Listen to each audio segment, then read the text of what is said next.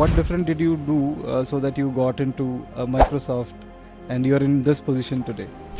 I think maybe our background and where we come from, it prevents us from even having that aspiration.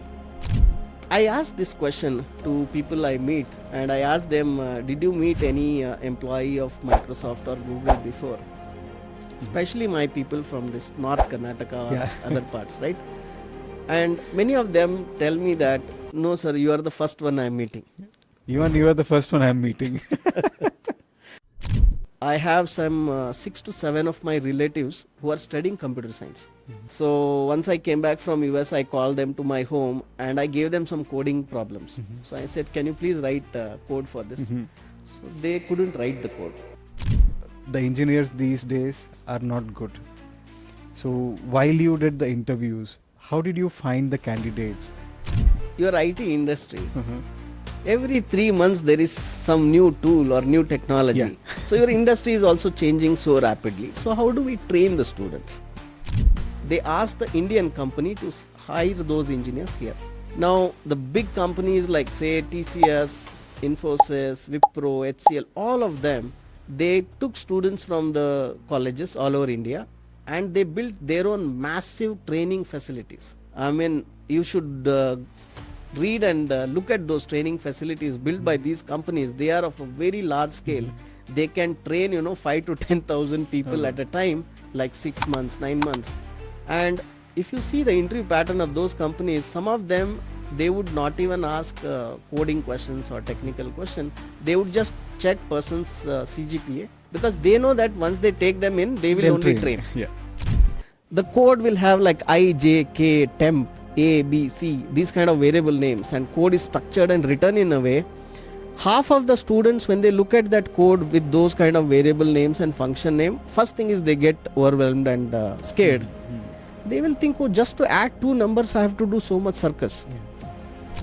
I'll tell you one very surprising fact, and you can cross check with other industry leaders. If they have to hire 2 developers, good developers, can you guess how many candidates they have to shortlist for the interview? Off campus, I'm talking about off campus. Maybe 30, 40? So it is actually 100. Okay. There are so many people are saying that AI is going to eat many jobs. What is your talk on this? In Bangalore recently, traffic police introduced AI-based cameras to know whether you are wearing seat belt or not.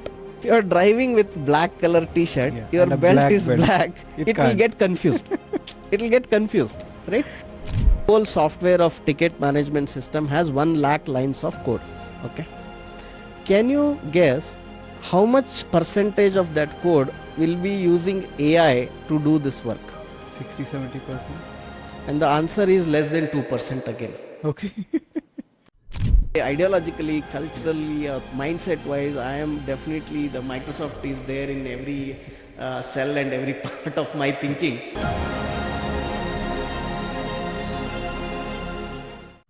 Hey everyone, this is SK and welcome to MK Studio.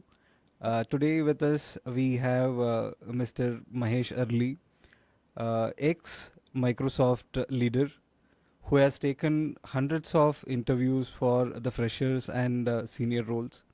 He was in US earning in crores, and suddenly some change happened in him.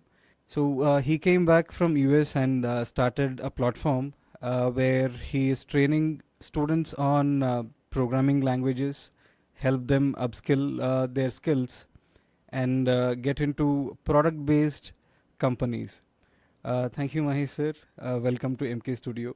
So let us get into this podcast and know about your journey. Before we begin, Santosh, I would like to thank you for hosting me today for this podcast, and wish you and your MK Studio initiative all the best and good luck.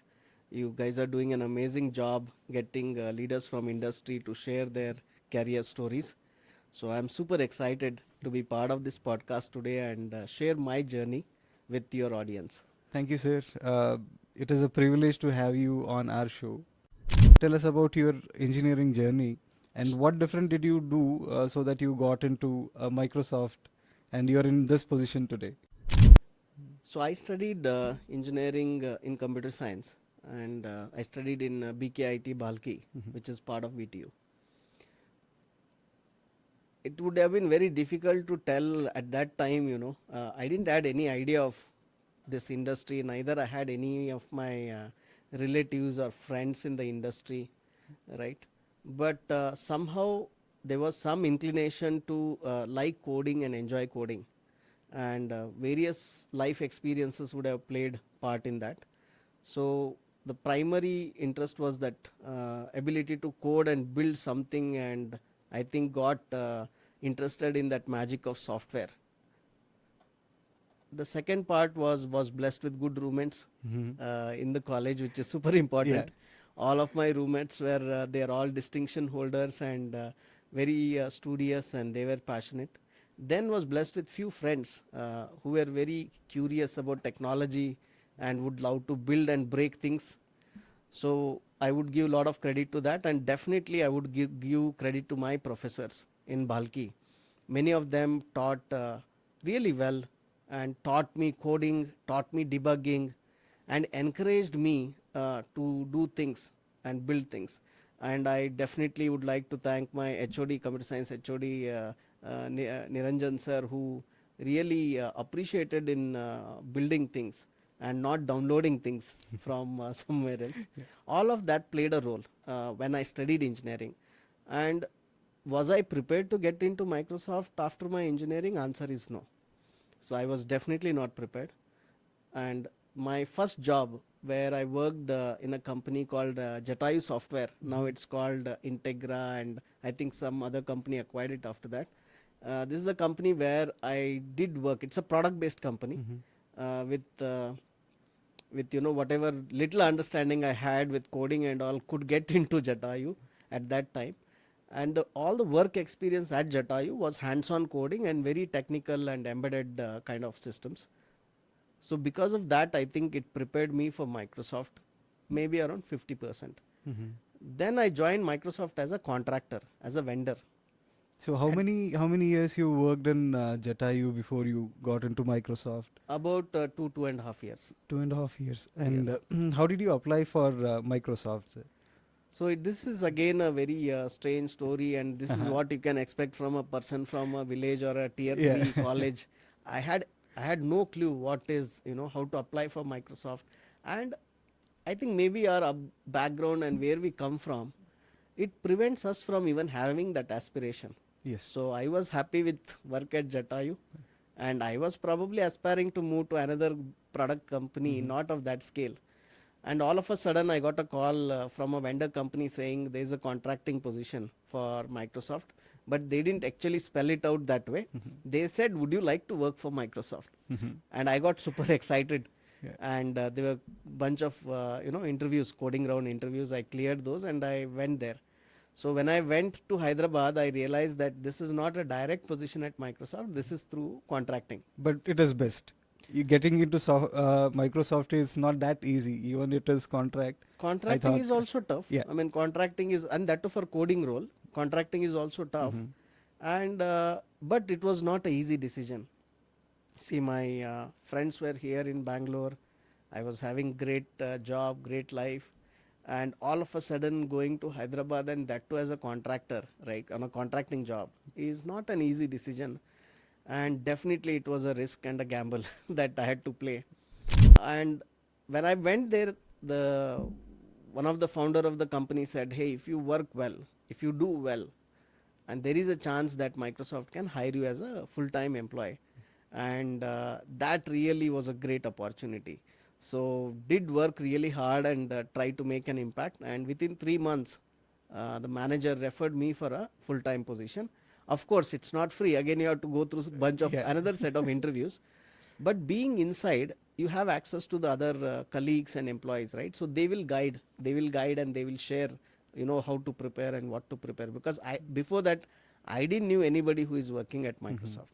So they guided me a bit, saying you prepare this way and all. So that eventually helped. I don't think I would have cleared Microsoft interview if I had directly applied. Like that, working as a contractor for 2 3 months really helped me to know what it is and what it takes. and I'm just trying to share that knowledge and understanding with more people, so that many of the people who are from tier 3 cities or from small towns like me, they have access to this advice and career path, Mhm. so that they can make a best attempt and see if they can get in. Yeah. So really, it is important, sir. Even I have been in teaching field for a very long time, and I have studied in Tier 3 college, and I know the kind of support we received. There is a lack of guidance, a lot of lack of guidance in Tier 3 colleges. And I think someone like you can come to the podcast interviews like this and share their journey, so that most number of many students will get motivated and have high aspirations. So, how many years did you work in Microsoft, and how was the journey there in the Microsoft for you?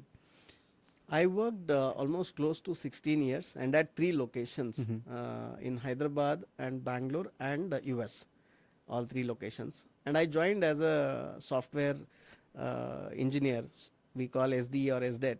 So I joined at that role as an entry level role. And in that, I have grown from that entry level role all the way up to principal engineering manager role, which is a leadership role. And I was about to grow to the next level as Yeah. well.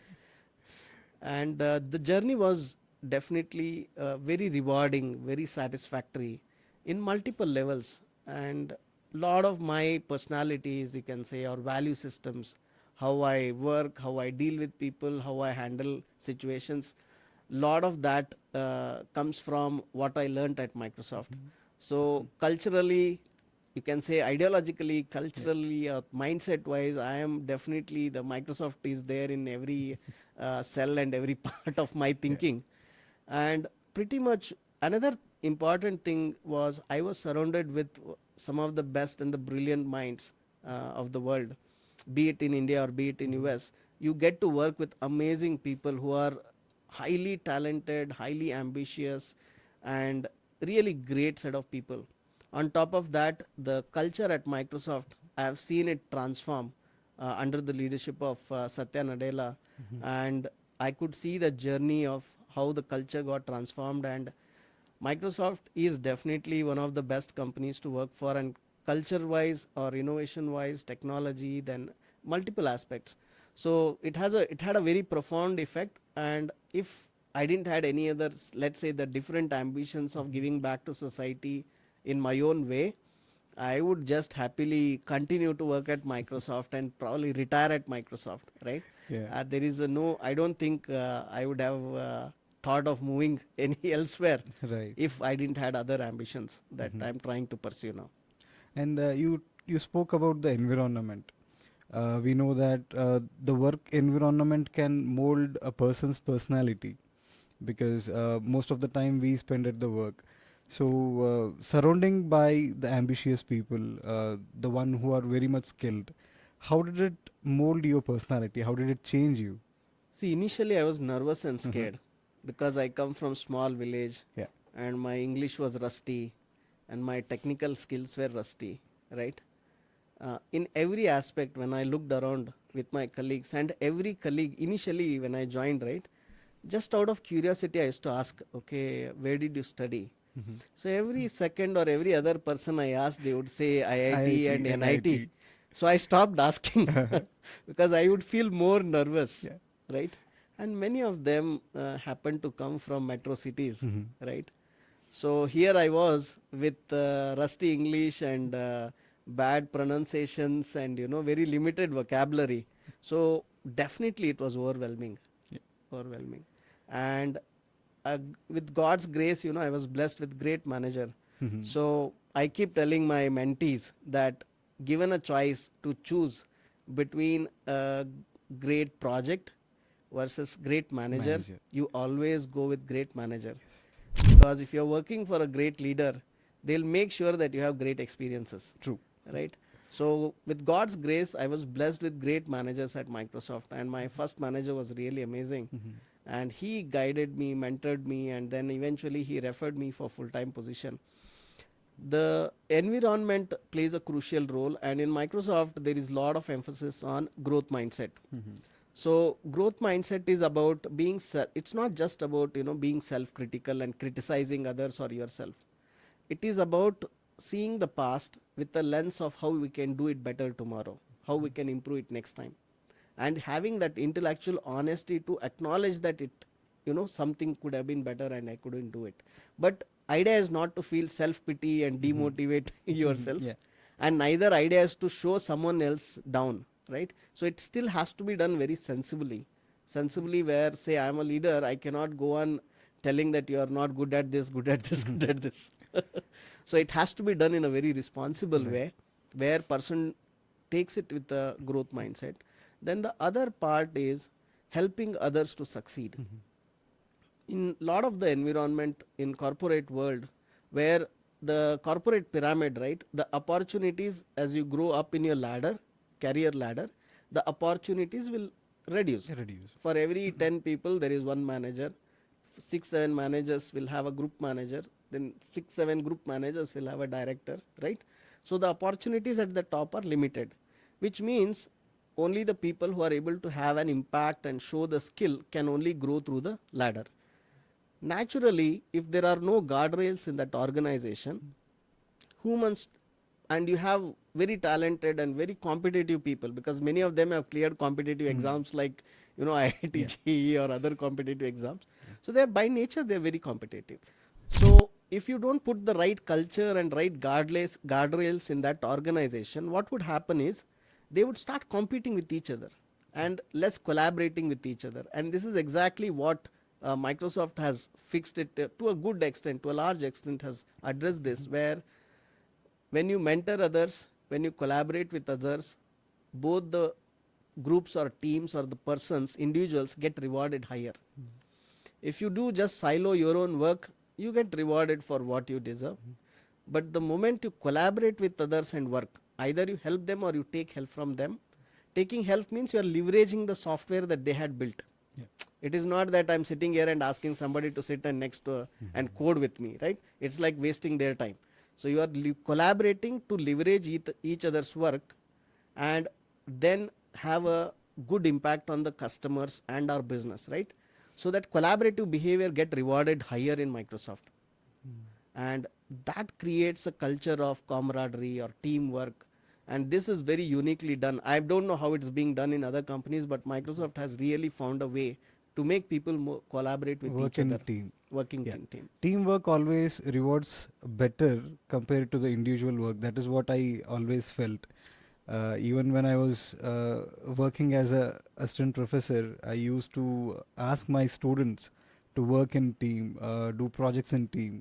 So I see from what you're sharing that teamwork is always better than individual work. Yeah. Absolutely, absolutely. And the current day the softwares have become so complex that rarely you can like single person sitting and working together cannot build some high impact Yes. software, Yeah. right? See, prototypes and all is possible even with Gen AI. I'm saying, where people are saying, somebody saying 30% code can be generated with Gen AI, somebody says 50%, right? Even with such tool, if you want to do anything meaningful and substantial of a national scale or a global scale, you still need a team. Yeah. So end of the day, it's a teamwork. And as a college and as a you as a professor and as teachers, early on, if we can build that capabilities and the skills in the students Mhm. to work in a team, and that would require multiple dimensions, right? Their emotional Yeah. intelligence, then ability to manage their emotions and anger, Mhm. having empathy with others, Yeah. and being a showing collaborative Collaboration. behaviors, right? And crisis management. So all these put together would build that personality where people become good at Mhm. collaborating with each other. Yeah. I think this is one of the reason why companies, when they come for interview, they look at what extra the students have done other than academics. They Correct. look at their student life activities, like have they been in any student clubs, have they organized any events, and now I understand this part very well. Okay, sir. So how many years you spent in different locations? And also, I heard before this interview that you came back from US and you started your own platform. So, could you tell us about this journey? So roughly, I've worked in US for about like 6 years, 6.5 years, and rest of the time, 10 years in India in Microsoft, and then of course 2 years in Bangalore for Jatayu. So it's been now. I quit Microsoft in 2023, and it's been I think total 2 decades of experience, right? So after working for so long, I had some interest in giving back to society, Yeah. mainly in two domains. So one domain is especially on this education and skilling. Then the other domain was the political domain. Wanted to understand the political systems and see how reforms can be introduced. I will not talk about that one Yeah. because your channel is focused on careers. So Education. we will park that conversation Right. for some other podcast with Right. some other Right, channel. sir. I'll focus more on my second ambition. So I asked this question to people I meet, and I asked them, did you meet any employee of Microsoft or Google before? Especially my people from this North Karnataka or Yeah. other parts, right? And many of them tell me that, no, sir, you are the first one I'm meeting. Even Okay. you are the first one I'm meeting. So then I try to find, what is the reason? Why? Why is that less number of people, especially say from North Karnataka, that region, why is that less number of people are getting placed in good product companies? I'm not saying that only these are the great companies. Now there are other startups and product companies are coming out of India. Even in them as well, I see less representation. Okay. The I'm trying to identify what are the root causes. I'm trying to identify how I can help with my experience. So I can bring my experience of whatever 18 years I have worked. Then also I have good set of friends. I have networked with so many people at Microsoft and other companies. So I can also bring them onto this platform to share their career journey. And when we did some research and understanding, I have some 6 to 7 of my relatives who are studying computer science. So once I came back from US, I called them to my home and I gave them some coding problems. So I said, can you please write code for this? So they couldn't write the code. And I don't want to put blame on anybody or any system. The reality is many of them are not able to write the code. The fundamentals. Fundamentals. And if anybody want to become a developer or become technically good, and especially if they aspire to get into software development roles, then coding is an essential skill. It is like considered as basic, right? So I thought, let me first address this problem, and that's where our journey started. So we have recorded the content in Kannada, and we are now recording content in English as well. So we have recorded content for programming languages like C, Python, and Java.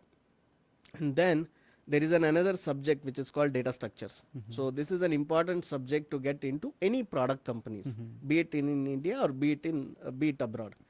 And generally I have seen that students find it difficult to understand, especially from tier 2 and tier 3 colleges. They find it difficult to understand and difficult to apply it while writing programs, apply it while solving programs, right? That is the other one we have done. We have recorded full data structure course from basic to advanced in 3 languages, C, Python, and Java. And all these 6 courses are right now completely freely available. They are free and they are available on our learning platform. So we can share the link in the description of this Sure, sir. video. We'll send you the link, but it's called skills.algorithms365.com. On that we have given it for free. And the reason it is free is it is basic knowledge. Like if anybody want to aspire to get into product companies, they should know this Know much. this. Then there is additional thing they have to learn and they have to practice that. That is a separate journey by Yeah. altogether. So this is this is where we started, and the main motive is that basically skill our youth so that they can aspire to either work for a product company or build their own product company. Yeah. Right? We need both. Yes. We need more entrepreneurs coming out of India, eventually building such companies. Right. So this is the second one. What you said about the startups. That is the other reason why I started this podcast. So I want to invite more number of startup owners and talk about their journey so that it motivates more youngsters to start their own company. So you said that you have conducted interviews for hundreds of people, and I'm very much curious to know about this because most of the companies are saying this. The engineers these days are not good. So while you did the interviews, how did you find the candidates? Maybe it is the freshers or maybe for the senior roles. So could you tell something about this? See, this debate of industry complaining, saying Yeah. we are not getting students with right quality. Uh-huh. And I have met now academicians, like I Mhm. have met now HODs and Yeah. principals, and they have given me a strong feedback. So they are saying that your IT industry, Uh-huh. every 3 months there is some new tool or new Yeah. technology. So your industry is also changing so rapidly. So how do we train the students, right? Then the third part is the leaders in IT industry. They have a very busy schedule. Mhm. So many of them, they cannot go back to colleges and teach. The third challenge is if the colleges are far away from metro places, then the motivation to go is even less, Even less. right? So what I have seen is in general, and to understand this, we have to go back little bit in history. So the IT revolution is what we call in India was pretty much was driven by IT services. So what is an IT services?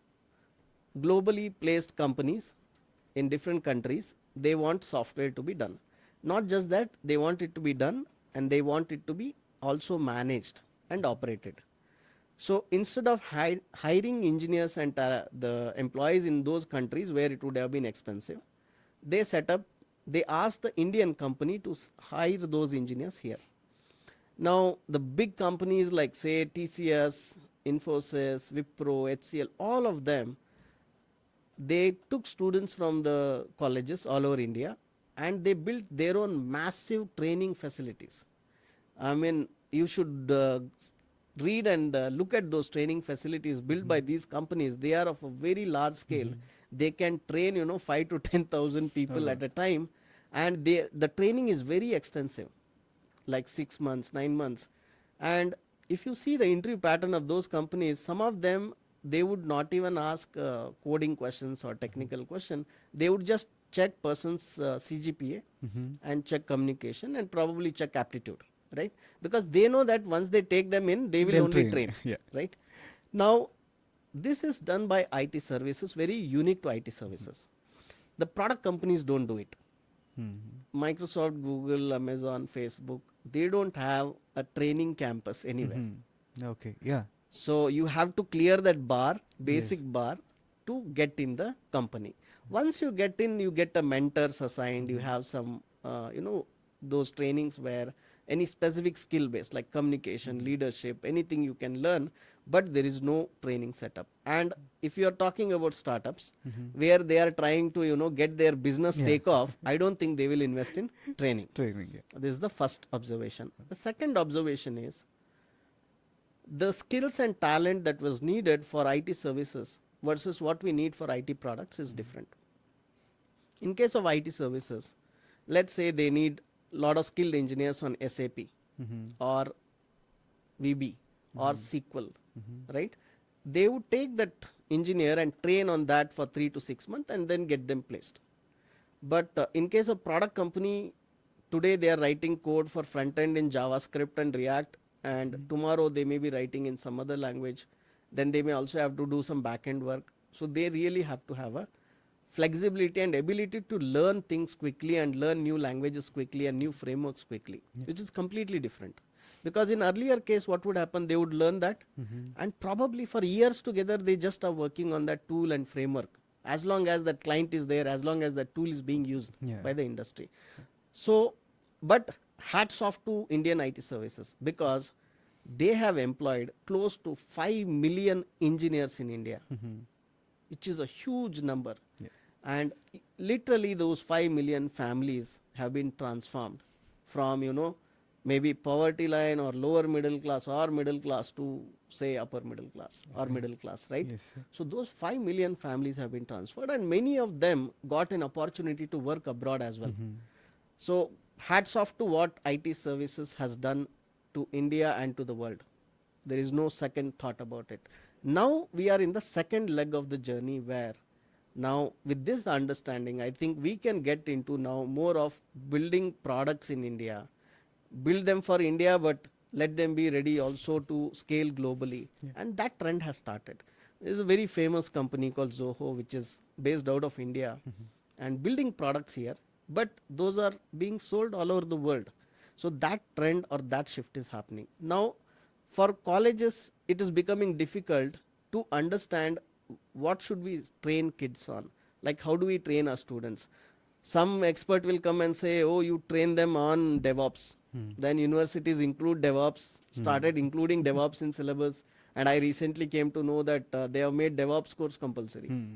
Someone will say that to start teaching Java, then they'll start Java, then they'll say React.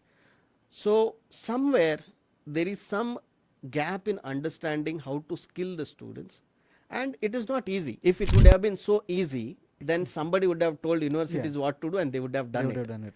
It is a challenging thing. It is not very India specific problem. This is a global issue where there is some gap between what academics or what institutions are doing and what industry wants.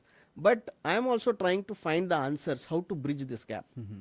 what to do certain things so that this gap can be minimized, what to do such that the students are skilled and empowered to learn by themselves.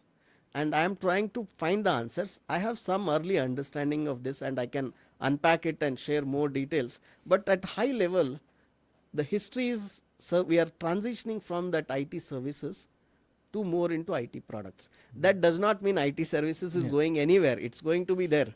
It will be there. Along with that, a new stream is emerging, which is IT products. Sir, I have a question. So, industry people are saying that the academics, I mean, the universities or the colleges, they are not producing good engineers. And when you come to the university side, they also have a pain point. They say that every 3 to 6 months there is a new tool. And as you said that you have done a lot of research on this part, can you say throw some light on this part? Like, what did you find from the research, and how do we solve this problem? This is a very interesting question and a very difficult problem as well. Yeah. I cannot claim that I have found the answer for Okay. it. I have been trying to get my head around this, and you can say that I am still going through that journey to find a solution. And there is no single silver bullet that oh you do just this A, B, This. C and it will solve, right? Because there's lot of parameters, lot of players, lot of interest, everything has to come together. But at very high level, there is one fundamental change or change in mindset that we need to bring. If we want to train our students or graduates on a particular tool or a particular framework, then there is no end. Because the tools and frameworks and language I learnt when I studied engineering in between 2001 to 2004 and what is being used in industry now, that has evolved. And these frameworks and tools will keep evolving, and there is, as you rightly said, every 3 months or 6 Six months there months. will be some new tool, right? And if industry or if academic organizations, if they start chasing these tools, then there won't be any end, and it will cause more confusion, Yeah. more chaos, and students will really feel lost. So what I propose is, instead of that, we focus on foundational skills. So what I mean by foundational skills is, say for computer science and AI and data analysis, these kind of branches, the graduate should have a very strong understanding of computer science, which means computer science fundamentals like say operating system, networking, how a web application works, how internet works, how database systems work, how a distributed computing works, these kind of things. Second is, absolutely they should be good programmers. Now with AI, that necessity, some people get confused and they think that now programmers are not needed. We will have a separate conversation on Yeah. that. But absolutely they should know programming. Programming. Then the third one is problem solving. See, problem solving has say nothing to do in particular with computer science. Problem solving is a human skill. It is like aptitude. Just It is thinking like ability. communication, right? Just think. I feel like it is thinking ability. Thinking Nothing. ability, right? And in Microsoft we have a name for it. We call it IHP, which stands for intellectual horsepower. Okay. See, humans haven't designed any mechanical device. It's about giving them a problem and see how they think about it, how they break it down, how they approach, and all of that. So that is the next skill, the IHP part. And the other one is passion for technology. The person should genuinely have the passion for tech, to understand tech, to build the tech, all of this. And last but not the least is their soft skills like communication, collaboration, Yeah. teamwork, all of this. These are foundational skills, or what I call as core skills. If anybody want to have a good career in a software industry, then these are the core skills. Once they learn these core skills, when they master these core skills, they need to learn one or two languages, programming languages really well. Some probably that are used in back end, and some that are probably used in front end. Then learn one or two frameworks, because if you learn couple of languages really well, and if you learn couple of frameworks really well, then the person will become capable of not just learning new frameworks, they can also become capable of creating the frameworks. So from a mindset of leveraging tools and framework, going to a mindset of creating their own frameworks and tools is where we need to go. So from the mindset of becoming an engineer who know how to use a tool or a framework, we should train them in a way that eventually they are capable of creating those tools and frameworks. Now, for people who don't understand framework, React is a framework, Angular is a framework. So these are the libraries that someone else has created and you are reusing them.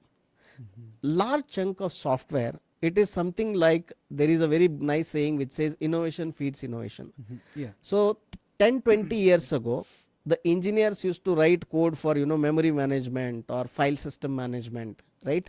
Or even to render a particular thing on a screen, they would write the code by themselves, handcrafted. And slowly what happens is the previous year innovations become a framework, and this year people can use that work and build on top of it. So that is how software in software industry in the last 3-4 decades, lot of these tools and frameworks have come.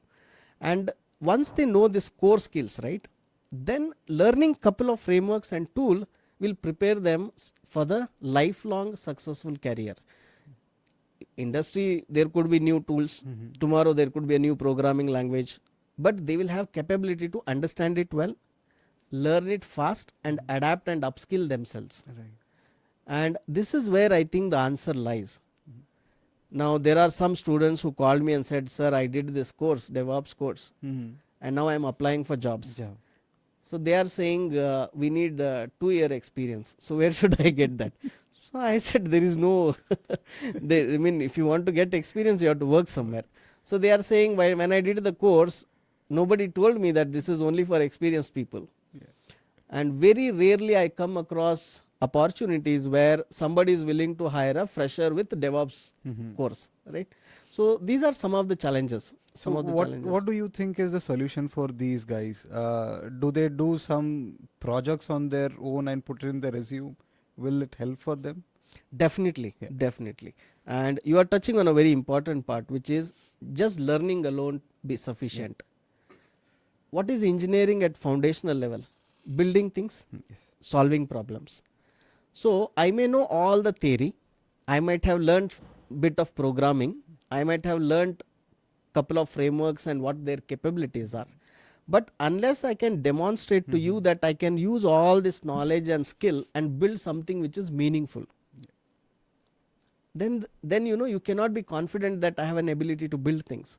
So you are very absolutely correct in saying doing certain projects. Now where can they do these projects? They can do it with few friends in the college.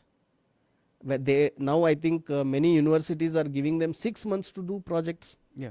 and many of them have they get opportunity to do projects at least in 2 semesters. Then they can also intern with companies.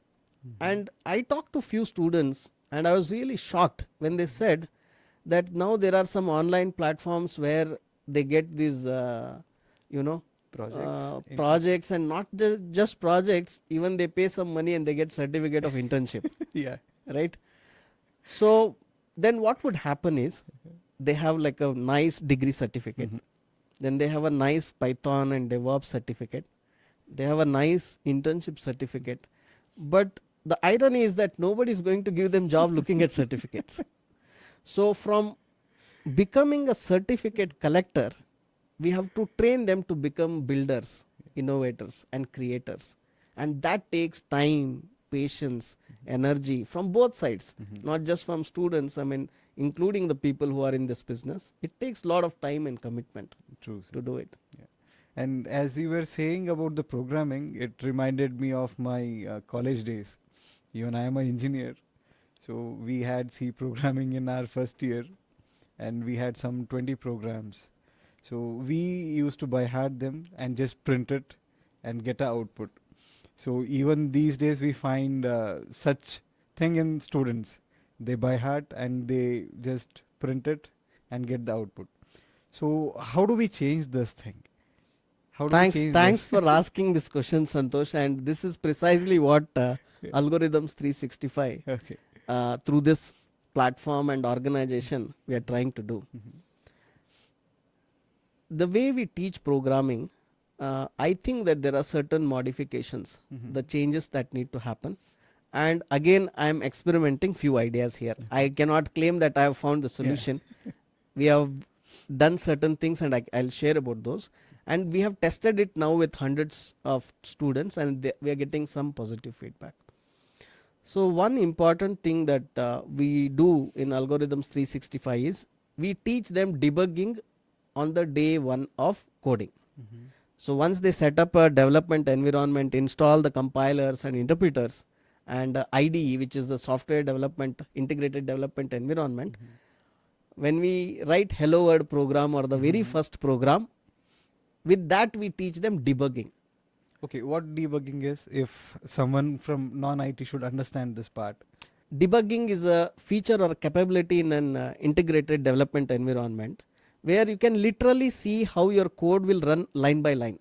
Mhm. So it is as if you are doing an X-ray of the code Okay. or sonography of your code, and you can see internally how each line get executed, Mhm. and when it is executing, what would be the values of your variables, and how would the control jump from say one line to the other, or it will jump and go to the next function. How would control come back to your function?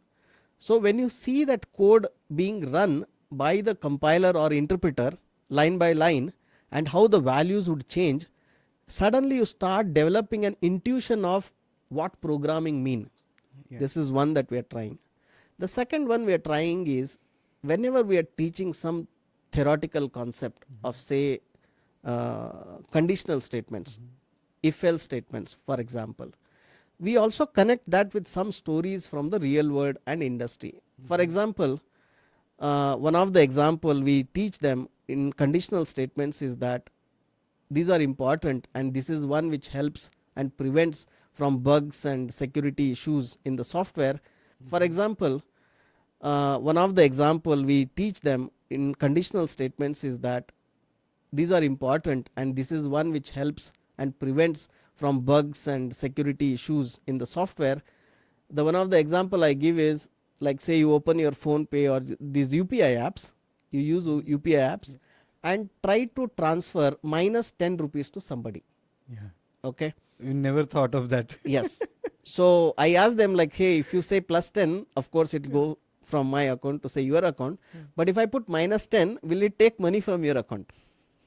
Because in somewhere in another company it happened where if that amount turns negative, Uh-huh. the company was losing money. Okay. Right.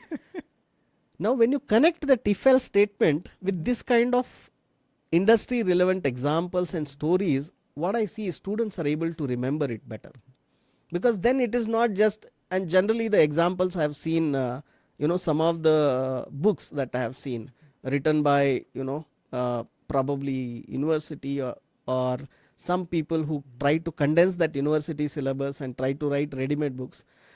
I'm not blaming them or criticizing them, because that's how historically it has been. It's not their fault. The code will have like I, J, K, temp, A, B, C, these kind of variable names, and code is structured and written in a way. Half of the students, when they look at that code with those kind of variable names and function name, first thing is they get overwhelmed and scared. And second is, they will feel that what kind of thing it is like to writing this kind of code. And the third thing is, they will think, oh, just to add two numbers I have to do so much circus. Right? So many of them, because this is at very foundational level, when they go deeper and all, they know the fun of it and they know the creativity of it. But the initial journey, if they end up seeing that kind of code, then they start finding it either overwhelming or scary, or they'll think that, okay, this is very boring and this is not interesting. Right? So this is the one thing that we are trying to change. And the last thing that we are trying is, when we teach, the theory and hands-on are clubbed together. Often what happens in colleges or academic institutes, there is a theory class, say Monday to Thursday, and then weekly there is a lab where they go and try some program. Then second thing is, there is a separate subject for operating system and memory management. Then there is separate subject for system design and computer organization. Then there is a separate language subject. But it is an interdisciplinary or interrelated concepts that they need to learn. For example, when they are, say, in programming language, you declare variables, right? When you are declaring those variables, understanding in memory where do they go and sit, what is the role of the compiler, what is the role of operating system, you have to learn it and connect the dots. If you learn them in isolation, like you learned operating system in one semester, you learned data structure in another semester, you learned the basic coding in one semester. So students, many of them struggle to connect the dots between these subjects and grasp that whole entirety of it.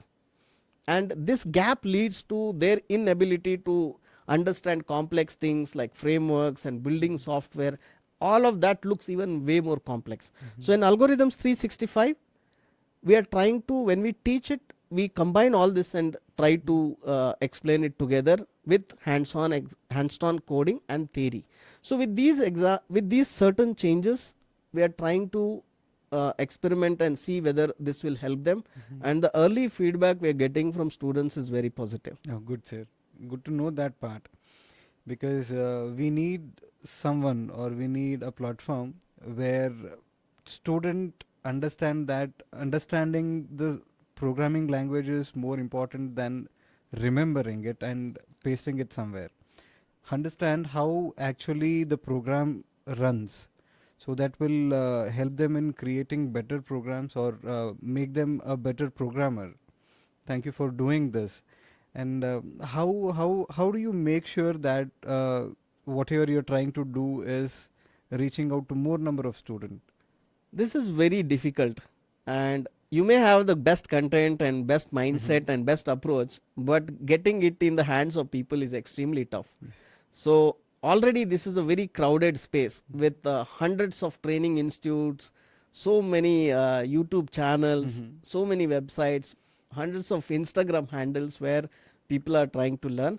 So it's very tough. It's very chaotic, very noisy, and very crowded market. And we are trying our bit.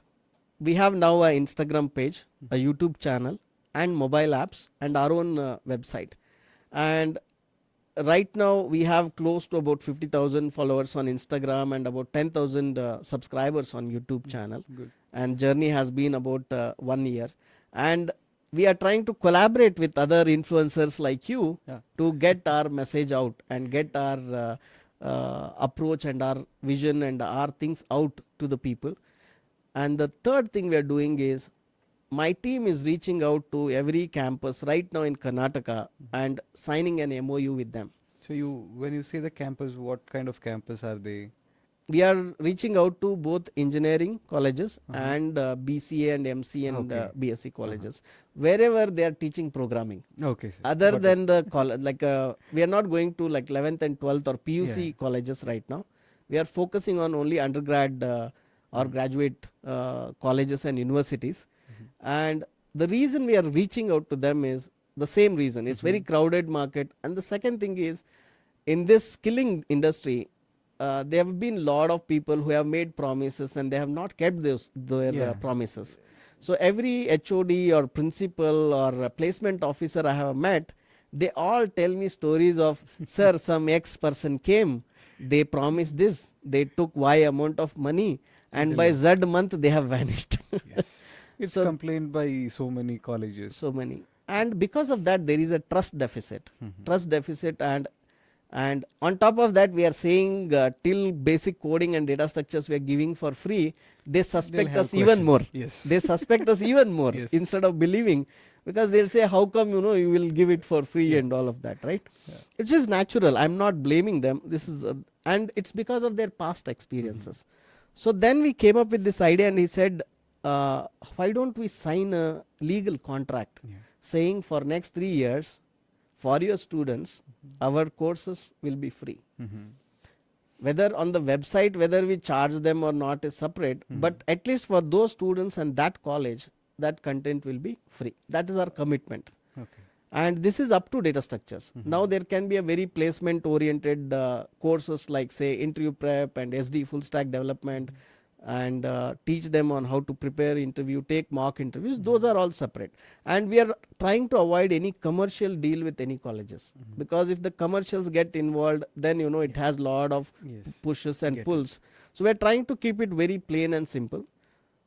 We will get them to that basic understanding first, and after that if student wish to learn from us, then they can always come to us directly. Then we don't need any intermediate or any support. However, there are some colleges who are saying, no, your content is good, why don't we partner and we can make it part of our official learning path for students. So we are exploring those ideas as well. Now the third part, which is so crucial, is getting the good content in the hands of students alone is not sufficient anymore, because students are also distracted. Yes. They are distracted with all the social media, whatnot, right? So they also need some structured mentoring and monitoring and support as well in some of the colleges. I'm not talking about every student. Of course there are self-motivated students who will do it irrespective of there is a course or there is no mentoring. But for majority of the student, if colleges can step in and help in making the students go through this journey, will help. The last and the most important thing, if they do MOU with us, then we can track the data of their students. We will know who is doing well, who is showing a lot of interest, and who is studying well, because we have automated tests in our system. So are you sharing this reports with the students and the colleges? We are planning to. Okay. So we are planning to share this data with those colleges who will sign MOU with us. Okay. Not just with them. We have some good news. If we find good students, then there are a bunch of companies who have approached us, and they are saying, whenever you spot a good programmer, please let us know. That is great news actually. Yes. For all the programmers. Yes, and it's very early on, and if we develop a system and process working closely with colleges where we can spot these good programmers, then the industry is ready. I'll tell you one very surprising fact, and you can cross check with other industry leaders. If they have to hire 2 developers, good developers, can you guess how many candidates they have to shortlist for the interview? Off campus, I'm talking about off campus. Maybe 30, 40? So it is actually 100. Okay. And what they call this as a conversion rate, and it is very, very saddening at the same time. So to just hire 1 or 2 developers, they have to shortlist about 100, call 100 people for the interview. So that is where we are right now. It's a very hectic work. Very lot of manpower, lot of time being spent on every side, right? For students as well, even for the companies as well. Now, if we turn it around and if we say that no, we are able to train them and we know who these students or grads are, and if you interview these 10 people, you will get at least 2 to 3 good ones, right? For companies, this is going to be huge cost saving. Yes. And the time, mainly other than the cost, they'll save time also, and time is money for these companies, right?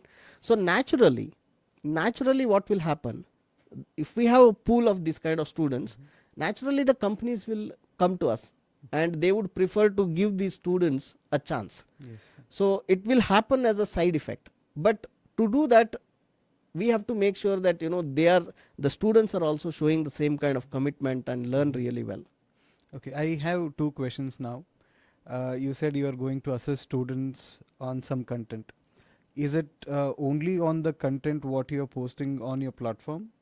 And can the experienced people take up your exams? Because there are thousands of people who are looking for job opportunities. And someday if they get to know that, okay, there is a platform by Mahesh sir, Algorithm 365, where they are assessing, and if they found good, and they're referring to the companies. So that's really a good question.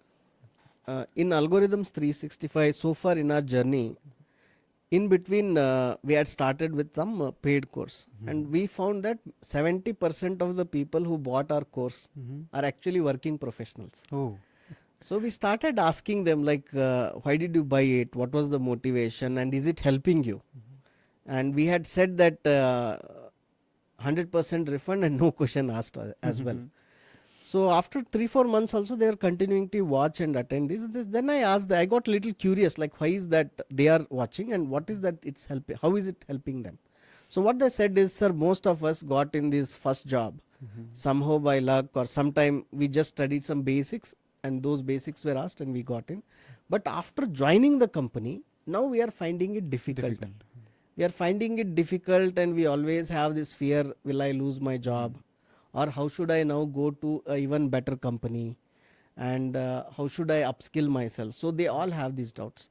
And if they have gaps in understanding fundamentals, like say they have gaps in understanding how a front end works, how a back end works, how a compiler works, where to use Python, where to use Java, where to use C language, what is the fundamental difference between them? And if they have these gaps, then what will happen is it will accumulate. It will accumulate and it will slow them down. So many of the professionals are actually, they are buying this course and they are watching this course and they are getting benefit out of it. So one of the experienced person I talked, he told me that after watching our course, his coding style has improved to a noticeable level that his manager asked him, I see that you are writing really good code, and are you taking any course? Then he told about our company and all. So the course is designed for beginners from the basic level, but the depth and breadth will be of industry standard. So even with people with 1-2 year experience, they can come and join these courses and enhance their understanding and fill in the blanks. See, they may already know certain things, but the depth and breadth is so good that it will have those gaps plugged in. For example, on YouTube, you will find lot of Python courses where they will cover Python, entire Python in 8 to 10 hours. Right? In fact, there is a competition, somebody will say learn Python in 1 hour. 1 hour. So in 1 hour, honestly, what you can learn is the syntax of the language. Okay. And to know syntax, there is a very beautiful website called python.org. If you go there, there is a very beautiful documentation. You can learn the syntax. To really know to a depth that you can learn Python and build some projects and do some work, then it needs that 25 to 30 hours or even more. So our content is that much, and then they have a lot of workshops which they have to practice. So if there is a content worth 30 hours, then to learn and master it, you need 3 to 4 times of that. Right. So to learn Python really well, where you can do some projects, you have to spend more than 100 hours. And in any engineering college, professors get only 40 hours to teach one subject. So there is no way that professors can do justice to that, and it is not their fault, and neither it is the fault of the university, neither it is fault of the students. Structurally, we have designed this semester system where each subject gets 40 hours, and in one semester they have to study 5 to 6 subjects. So there are some structural issues also how we have put it all together. And I have two questions after this conversation. The first one, which I already asked, the assessment thing.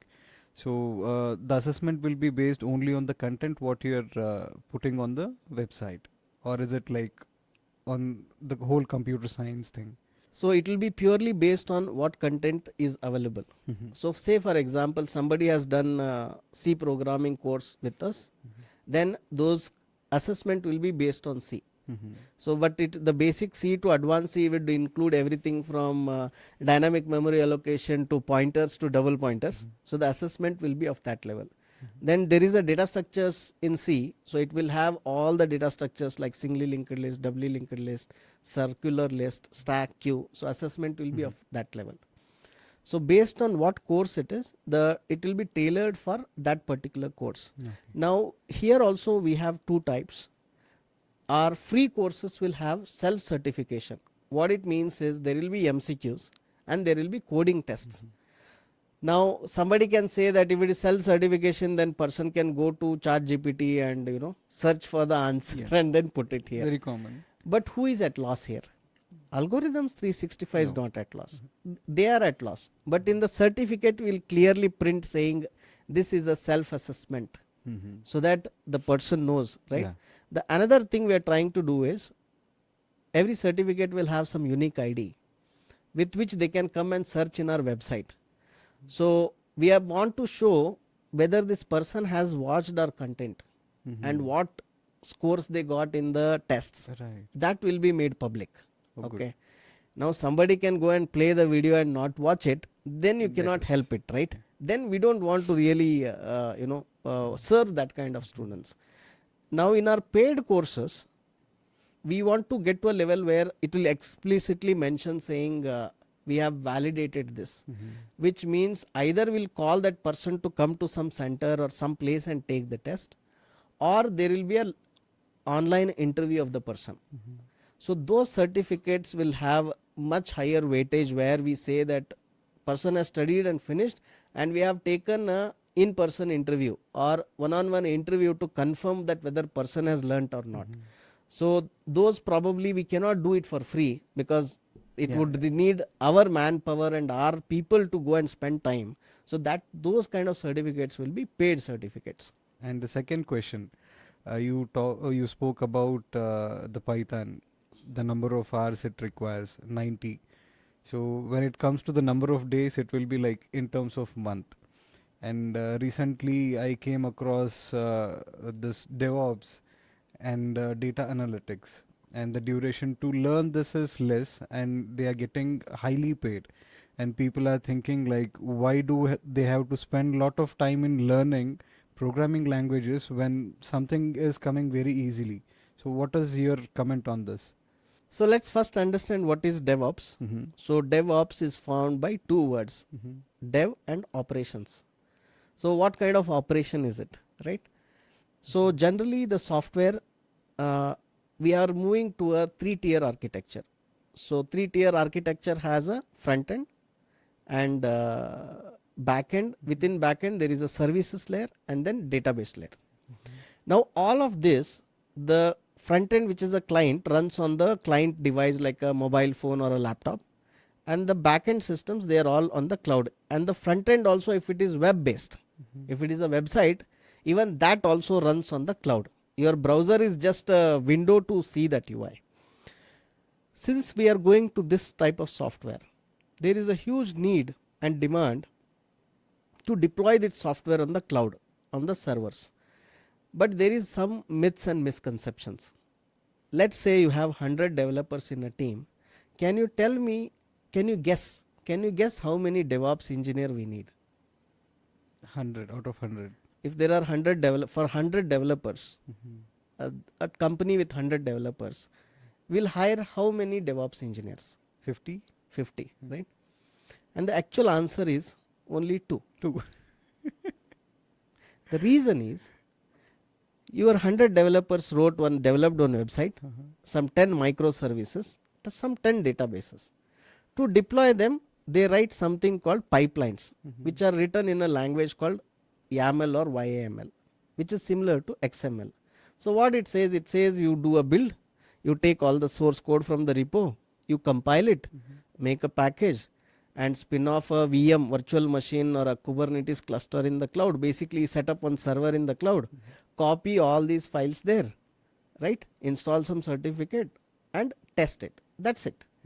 Once you do that, it is not something that you change every day. Whereas your 100 developers are changing and testing your code every single day. Once your website is deployed, your service is deployed, your database is deployed, the number of times you have to change that is very, very less. And in many product companies, they say that the engineer who is developing is the one they have to take care of deploying also. They will not give them a DevOps engineer. Like in Microsoft, there is no DevOps role. The software engineer, the SDE, not just Microsoft, in Microsoft, Google and many companies, there is no dedicated DevOps role. The engineers are expected to know how to write this YAML file and deploy their code. Now, why is that suddenly this whole training of DevOps and all of this is in market is, all of a sudden there is this, many companies are looking for DevOps engineers.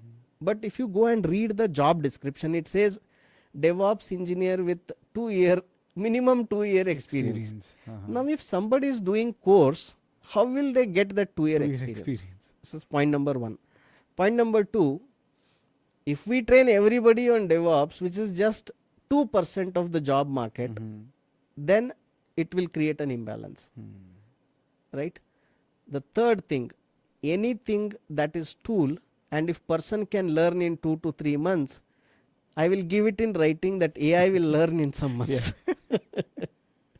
Anything which is repetitive, which is easy, which humans can do in 2 to 3 months, right? Especially in related to IT, I'm saying, right? There are certain areas that AI will not do. I understand that part. So it is the most likely job that will be automated in the years to come, and it will not be there anymore. So I give this analogy to a lot of students. The way job market works, not just in India, all over the world. If any skill, if it takes only 2 to 3 months to learn, and anybody can learn it. Now, say for data analyst, even a BCom graduate can learn. MCom, BSc, all these graduates can learn data analyst job. And what do they teach you in data analyst job? Excel sheet, SQL, Power BI, Tableau, some plotting tools, some database tools, and then they also learn these high school level statistics, mean, median, average, percentile. Okay. Now, why is that somebody studying B in computer science want to learn data analyst, go for data analyst course and compete with a much bigger crowd, much larger crowd, and reduce their salary, reduce their job prospects? I don't understand this thinking. Second is, even within this also, now they are introducing AI in Power BI. So they are saying you just upload your data, with AI they will try to say what charts you need. So because anything, like I said, if it is easy and it can be learnt in 2-3 months, eventually the AI will do. So I strongly suggest your audience to not fall for these traps and get carried away trying for some easy hack or easy solution, and just be aware that anything easy and 1-2 months thing is not going to be a permanent solution. Yes, sir. It's a good suggestion actually. Yeah. And about AI, I have a question. Like there are so many people are saying that AI is going to eat many jobs. What is your talk on this? A lot has been said, Santosh, on this in last 2 years. And every CEO and every industry expert has made a comment. And so many Instagram reels saying this will happen, that will happen. And I'll be very honest, it's very difficult to predict how the tech industry is going to be, right? It is very easy to tell what has happened so far, but it's very difficult to tell how next 6 months, 1 year or 10 years are going to be, right? So I have a different take on this, which is, let's first understand what is AI. For some of your audience who may not know what AI is, right? Anything that humans have already done and they have the data. In a structured programming language, what we could do was rule based. Rule based, for example, your traffic light, red, green, yellow, rule based. So we could write the code for it, right? Or whether somebody is eligible for a loan, or somebody is eligible for promotion. It's again a rule based. Simple example, student got some grades. You need to classify them as first class, second class or distinction. Rule based. Greater than 75 distinction, greater than 60 first class. So the structured programming languages are rule based. If you have rules, they can be defined, you can write the code for it. The AI comes into picture where there is, you cannot write it like an if else statement. Say for example, you want to show a picture and find whether it is a dog, whether it's a horse, whether it's a human. Now you cannot write if else statement because there are thousands of breeds of dogs. Then humans don't look alike. All 7 billion people look very different, right? So the AI is where you cannot write the structured program, and this is where what we do is we give it data and we say for this data this is the output. For example, I give data of saying pictures of dog and I will say this is dog. Then I'll give pictures of horse, I'll say this is horse.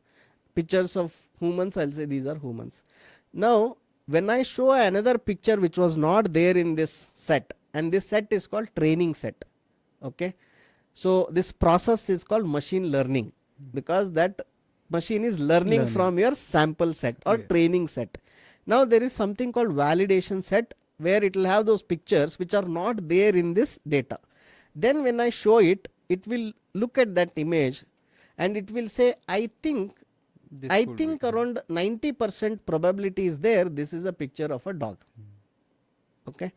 Now this theory is good. I'll tell you one practical and a real life example from what we use. In Bangalore recently, traffic police introduced AI based cameras to know whether you are wearing seat belt or not, right? It is also working with, it cannot work with 100% accuracy, but somewhere around 95 98% accuracy, because they captured thousands of images of people with wearing seat belt. They showed that input, now it is able to find. Now if you are driving with black color t-shirt, your belt is black, it will get confused. It will get confused, right? It may say that no, I am not able to find, or it may make a wrong decision saying person is not wearing. So in this case, it can do this mistake where that shirt color will match with the belt color. Now what are the AI capabilities? If there is a data and humans have made the decision in the past, it can learn from that and it can tell. This is one. Then there is second application which is like predicting.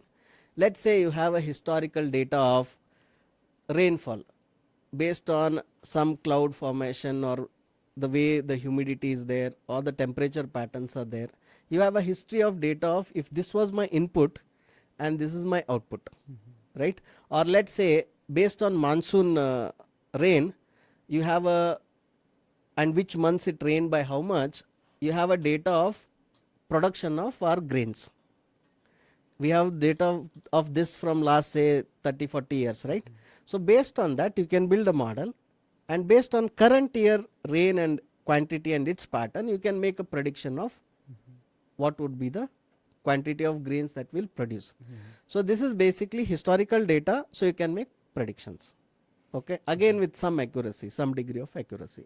This is what all about AI was, and this AI existed from long ago. So when I joined Microsoft in the year 2007-8, Bing team was already using this AI. All the search engines used AI at that time. What is that happened with LLMs roughly about 2 years ago is the ability to understand natural language and respond back in natural language. That was a major shift. And there was some very core innovation called transformers done by Google, which everybody else leveraged. The ability to understand human language required machines to understand relationships between the words in that sentence. For example, I am trying to say that a computer science student should study computer science fundamentals, and I stop. Based on that, if it understands relationship between the words, then computer can predict saying really well. It can complete that sentence for you. I'm just trying to simplify it and tell in a very layman terms. Okay, so this ability to understand natural language and again respond back in natural language based on this transformers and a concept called deep learning. is what has really gotten a new set of innovations. Now, with this, when everybody is saying that they want to do an AI course or they want to learn AI, again I have a question for you and all the audience. This software which generates this traffic violation tickets, especially the one where it checks for seat belt and give fine. I'm taking that example because it's very relatable. Very relatable and everybody knows it. Let's say this whole software of ticket management system has 1 lakh lines of code. Okay. Can you guess how much percentage of that code will be using AI to do this work? What percentage of that code? Let's say we are building that software ourselves, right? If total software, let's say it has 1 lakh lines of code, how much percentage of code will be based on AI? So 60-70%. And the answer is less than 2% again. Okay. Okay. Is this because I am not a software engineer? No, Or no, is it a lot of people are misconception? getting confused. Okay. Not you are not the one. So the both questions I asked for same reason, because we have been talking to people. Okay. People are getting confused. Okay. So you mean to say that even though AI gets better and better, still we need human intervention? Software engineers Yeah. to do that remaining 98% Okay. code. Why I ask this is, I'm coming back to that. There will be some AI scientists, the people who are from data science background, who know really maths really well. They are able to come up with new research with AI. We need those. And those people generally they are BE and they study BE, BTech. They go for masters in data science. They go for PhD in data science. So they have a doctorate degree and they work in research labs. Microsoft has a research lab, Google has a research lab, other companies also have.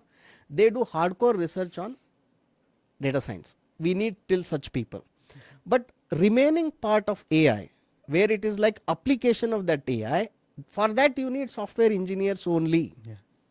They are not inventing new algorithms. All they are doing is taking this infrastructure of machine learning and cloud infrastructure of AI.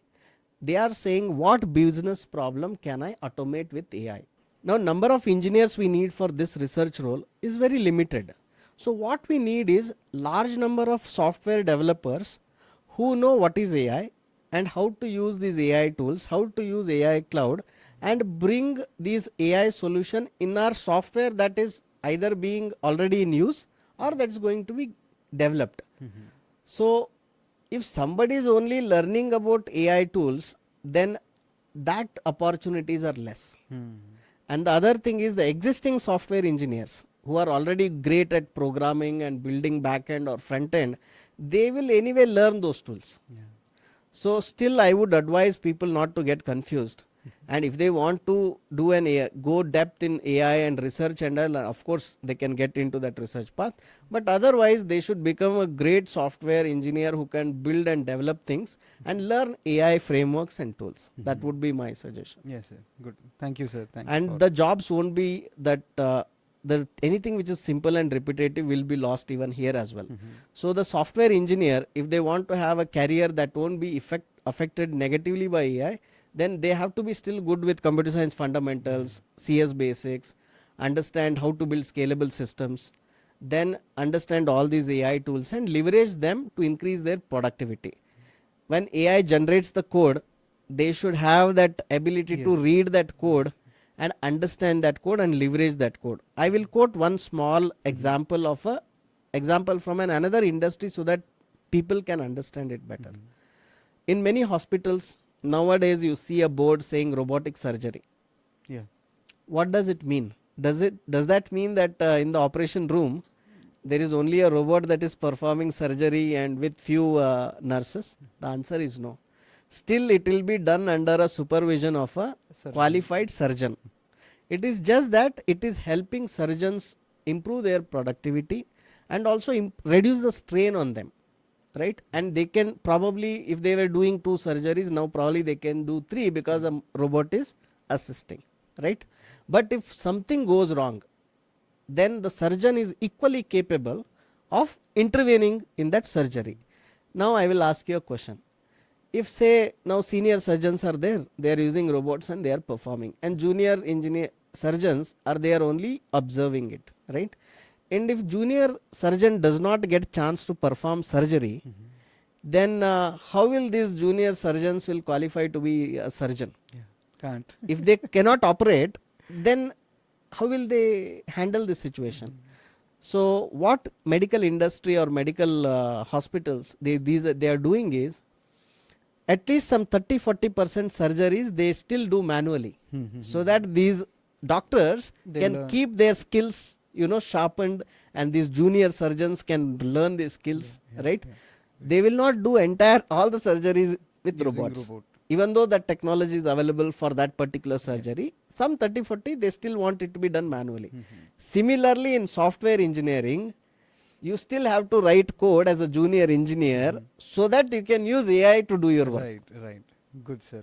Thank you, sir. Thank you for making it clear that if you're doing repetitive job and you lack other skills, only then you will lose your job, or else you will sustain in the job. That is what you mean to say. Correct. Yeah. Okay. Thank you. And we come to the end of this podcast, and I have two more questions to ask you. Please introduce your team and how did you build your team for Algorithms 365? As I said, this was not a very well thought through and planned journey. One thing led to other, and it happened. So again, I was blessed to have a great set of people who joined me. So there are two youngsters who used to work with one of the MNC, and they wanted to be an entrepreneur. And these two individuals, Mahesh and Amit, they both have studied engineering but a non-computer science background, and they were working in one of the MNC, working on a tool-based work. But they have passion for technology. They want to build organizations. They want to go through that entrepreneurship journey. So I met them accidentally through another distant relative of mine, but they showed a lot of interest and commitment for this area. Second is, when we kept on talking about what challenges that they and their friends have faced, and how some of the knowledge and skills that I have can be useful to them. So slowly this vision started taking a shape. And along this journey, again accidentally I met one of the editor, and he is kind of an all-rounder who knows everything about, he knows little bit about everything like lights, camera, Yeah. software, hardware, and editing, and social media. So again we found one such person who is working behind the scene.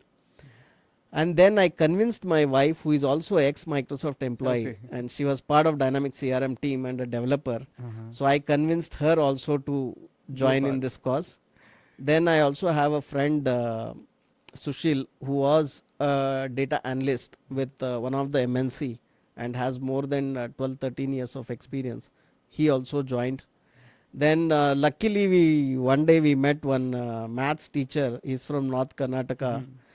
His life story was very inspiring, from losing his father very early on, and then a self-made man with he came to Bangalore and he taught others, and through that money he studied and finished his engineering, and he's been a teacher from last 12 plus years, a maths teacher, but by training he is an engineer. Okay.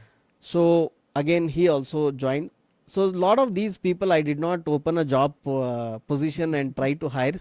Whenever I come across these kind of quality people who are willing to do different work in a startup journey, you should have that mental flexibility to do different type of work and every type of work. Yeah. That is one. Second is that frequency has to match, where you are able to communicate and talk very openly, and then have a deep passion for what you want to build. So I don't have any formula for suggesting you how to find and all. I would say you just talk to them and see their life journey, what their values are, what their value systems are. So many of my hiring decisions have taken months. So I would judge them for months before even saying you are part of the team. Yeah. So that is what I would say. Okay. Thank you, sir. Thank you for building such a beautiful team, and I wish that more number of students and more number of employees get to see your content and build a career out of it. One last question, sir. Since you are a former leader of Microsoft, what tips or suggestions do you give to the people or the students who are dreaming about getting a job in Microsoft? Basically, Microsoft has been in existence from close to 50 years. Recently, it celebrated its Mm-hmm. 50th birthday. Uh-huh. And there are other companies like, say, Amazon, Google, all these companies, their interview style and interview pattern is pretty much the same. Mm-hmm. So, why is that? It's been multiple decades that they haven't changed their interview process. Not much, very small, minor modifications. All these companies have multiple rounds of technical interviews in which multiple skills are being judged. For example, what we call as technical interview, and where they test for coding skills, problem solving skills, computer science fundamentals, and algorithms, data structures and algorithms. Within this, as they are explaining some part of their code and explaining their trade-offs, they may get into CS fundamentals and other aspects. And when they are explaining about their projects, what they have done, what they have built, then they may get into system design, Mm-hmm. system architecture, distributed computing, scalable systems, networking, all those areas. Mm-hmm.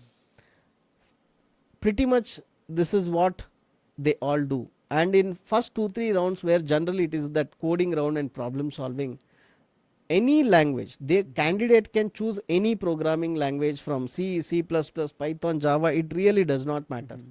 They can choose any language, and in that language they have to solve a problem, come up with multiple solutions, Mm-hmm. and implement one of the solution and be able to explain the differences between those solutions and write a pretty decent code with less bugs and less errors.